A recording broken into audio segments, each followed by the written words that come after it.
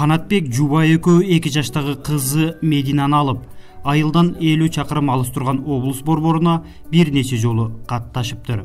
Ага Орусияда төрөлгөн кызынын күбөлүгүнө Канатбектин паспортундагы уулу деген сөздүн түзмө-түз көчүрүлүп жазылганы башкы себеп. Бул Иркутск шаарында 2016 жылы туулган. Кийин бул кыздын документин барганыбызда менин өзүм фамилиям Бакас уулу да. Анан орустар Бакас уулу деген нерсени фамилия деп түшүнгөн дагы. Бул кызды дагы Бакас уулу кылабыз дешкен. Кийин анан биз канча спорлор болгон, башка болгон орустарга түшүндүрө албай койгонбуз дагы баягыныч. Кийин анан Кыргызстанга кайтыш керек болуп калып, анан өзүбүздү оңойлош керек да, биз мажбур эле анан жазып коер уулу кылып деп жазганбыз да. Анан ошо бойдон калып кеткен. Кийин Баткенге барып алмаштыра ал дегенибизден кийин ошол Иркутскдин өзүгө барып жаздырасыңар деген. Екатеринбургда консулство иштейт. Екатеринбургка барып консулствого бардым. Барсам о жерде дагы оңдой албайт экен. Кайта Иркутскдин өзүгө бардым. Ошо документ боюнчачы былтыр барып келдим. Барсам Иркутскиде дагы уже жазылган документ кайра оңдолбойт деди да. Баткенге барсам, Баткенде ол айтып атыптар, баягындай бирдемке жөнөтөсүн дейт, аны биз түшүнбөйт экенбиз энди. Бирок бул кыздын фамилиясы энди уулу болуп калып кетпеш керек, туура?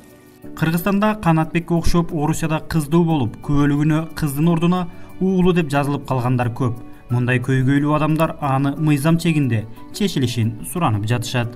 Өзүмдүн неберем дагы омейсиде мен уулуп калыпмын деп келди. Мен да түшүнбөй калдым ага.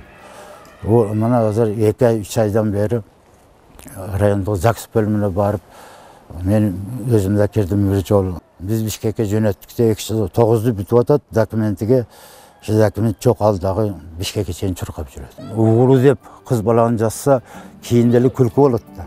Кыргызстандын мыйзамдары туулгандыгы тууралуу күбөлүк туура эмес жазылса, аны ошол күбөлүк берген жерден гана оңдоону талап кылат.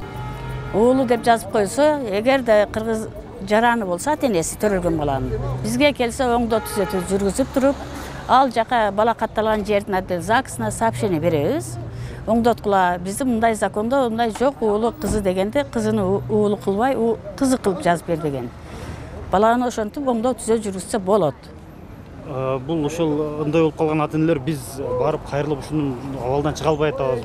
Баткенге, райзагска барсак бизге. Ал үчүн көп убакыт керек.